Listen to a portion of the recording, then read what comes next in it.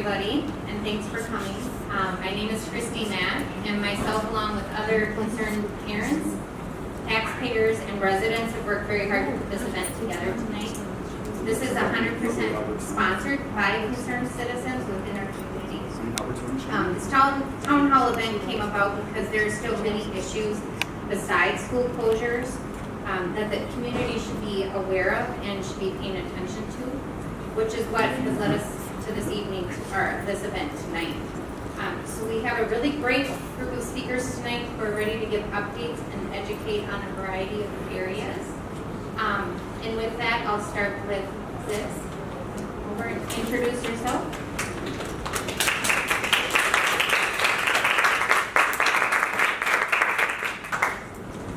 Well, thank you. I'm Zis W. I live here in the district. We've lived here since 2007. I have 3 children, 2 of which one is graduated and is a senior at Madison, and I have one that is going to be a freshman at Madison, and we're driving to Madison tonight after this.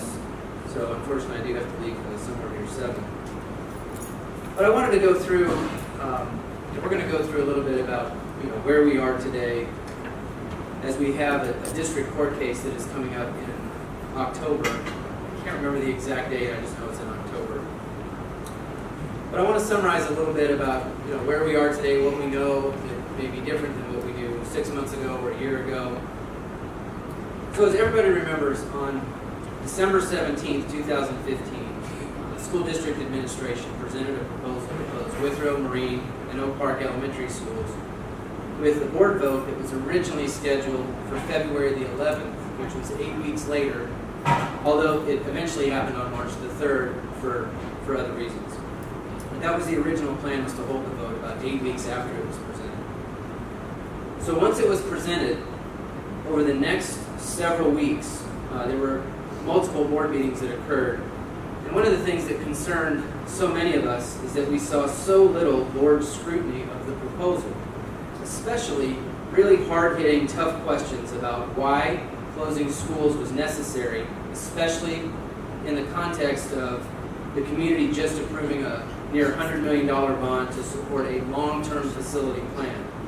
This plan was unanimously endorsed by the board, and the plan never included school closures.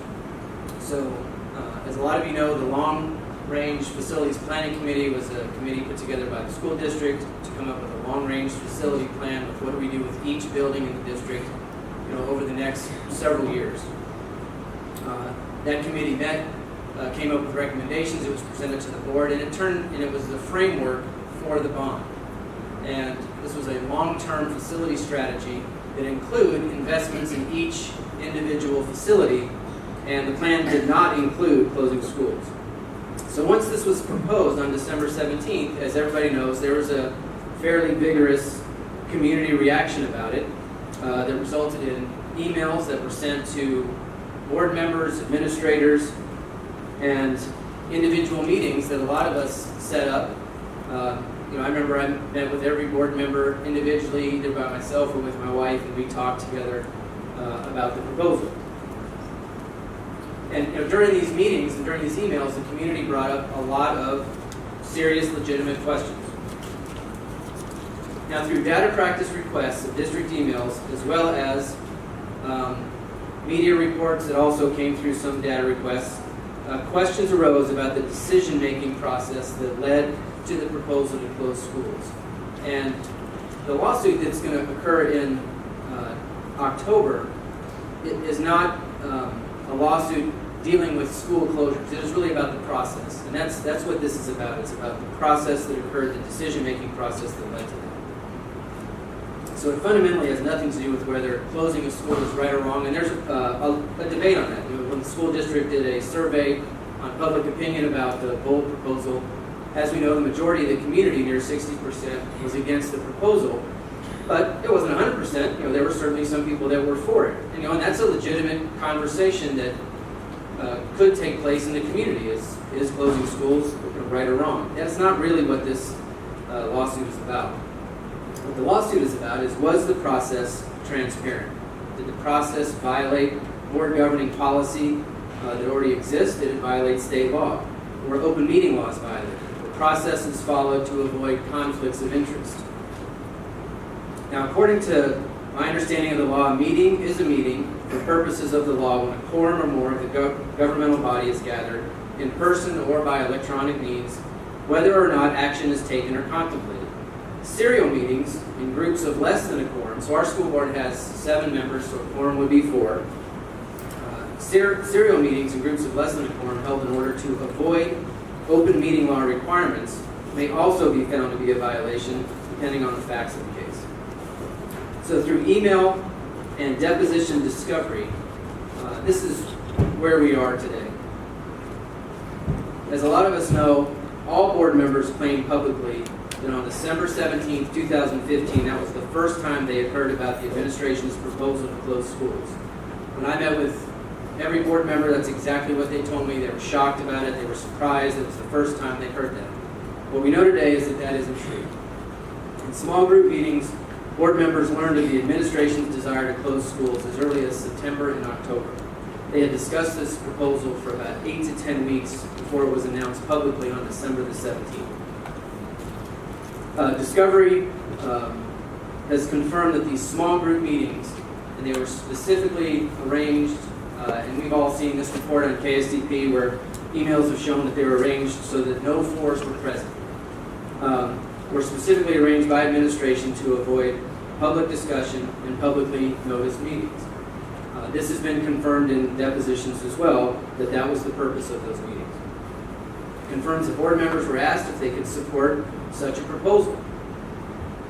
Concerns were raised by some board members at the time that these small group meetings may be violating open meeting laws. All board members admitted to gathering occasionally, even as a quorum after scheduled board meetings, for dinner. Everybody said that over the past, and it's hard to say how long this has been going on, probably for years, but it has been going on that they would meet after a board meeting on occasion, maybe a few times a year. Those board members that were present at those dinner gatherings denied discussing any official board business. But not necessarily part of this particular lawsuit, but there have been additional lawsuits alleging violations of open meeting law, where affidavit testimony from individual citizens contradicts that testimony, where people had overheard the board members discussing official board business.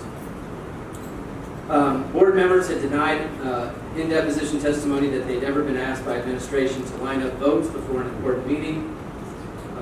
But we've seen, and this was also on social media, there has been an email from former Superintendent Tom Nelson to board members specifically trying to line up votes and have at least 4 board members on the same page before an important budget vote that occurred.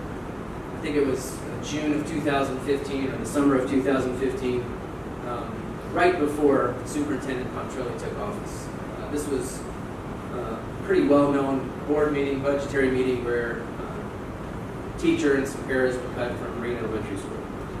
So overall, we've seen email evidence and deposition discovery that show what appears to be a textbook definition of serialized meetings. We've also seen evidence of board members being asked to line up votes before an important meeting, denying the public and the board minority from a transparent debate. And this is one of the issues, is that when this type of debate occurs in private with administrators who are presenting their viewpoint without it being in the public realm for board members to debate it openly, for the community to participate in the debate, to pose questions, to really vet such a proposal, then the way public business is transacted isn't really occurring in public, it's occurring in private. So this upcoming district case is going to address this evidence. Board members are found to be in violation of open meeting laws. They can be fined I think $300 for the first offense. I think the second offense, it ramps up a little bit. Third offense, they can result in removal from office. Now I want to just answer questions. I want to preface this. I'm not an attorney. I don't claim to be an attorney. During the process of looking into school closures, we've seen a lot of documents, a lot of board documents, email evidence, things like that, and sometimes you see stuff, you know stuff, it's hard to unknow. And that's a lot of what led to where we are today, is that the process appeared to be significantly flawed. Then Melissa Douglas is going to talk afterwards about the conflict of interest part of the allegations. I have a question. Questions? So, my understanding from the whole SOS board is that we don't have all the emails from the district, and so the district hired a third party to go through the emails just because of the volume that they're being requested of them. And they've hired, isn't it a law firm to look at those emails and decide which ones legally they can give you or not give you? Is that what's going on right now with the majority of the emails? Well, again, if I understand correctly, I mean, that's exactly right. And I think before this all occurred, citizen data requests to the district happened, but they happened nowhere near the frequency that they're occurring today. They were really pretty uncommon, and I think for the district to be able to handle those requests was, relatively easy. It has become much more difficult because I think there's a lot of people that are, asking for these. So they have hired a third-party, company. I don't know what the name of it is. So I think they handle some of the requests, they extract the data, and then the law firm that the district is affiliated with is Kennedy Graven. It's the same law firm that's defending them in the lawsuits. And so my understanding is that's what the process is. They review the documents, and then depending on what their criteria are for review, then documents could be released to whoever requests them. They have to redact certain things depending on privacy reasons. But we had requested, lots of emails, and there was an initial number. I think when they looked at all the emails that went back and forth between board members and administrators, maybe it was in the 200,000 range. And that's when they condensed it down to emails between X number of people. It was down to 30,000. And then they further condensed it down to 2,000 to 3,000, something like that. I mean, that's the way they sort of did it. And they have released what they believe is essential for the lawsuit.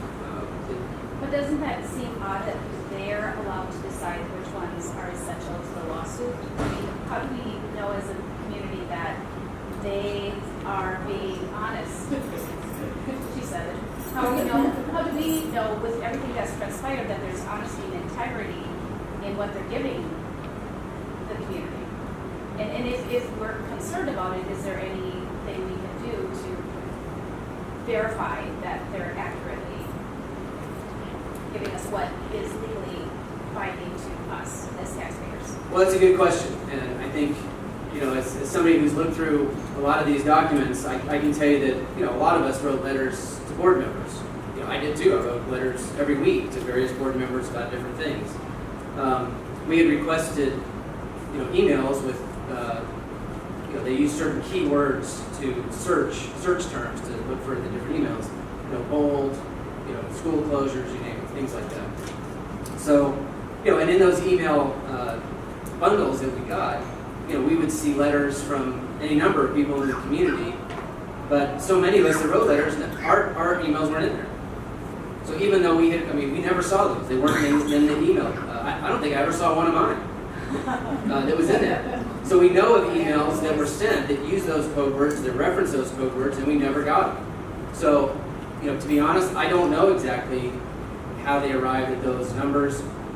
I don't have confidence that we've received all the emails, but this motion did go in front of Judge O'Fallon, and he did rule that there's a certain proportionality argument that given the $300 fine per board member for an open meeting violation, that if they're going to have to work on hundreds of thousands of emails, that the cost to do that doesn't make sense as far as what the penalty is. And I get that, and I understand that, and that's a reasonable concern. But on the other hand, how do we know that important emails that may be important for the discovery case to be able to determine issues related to open meeting violations, how do we know that we've got all those? And it doesn't appear we have all.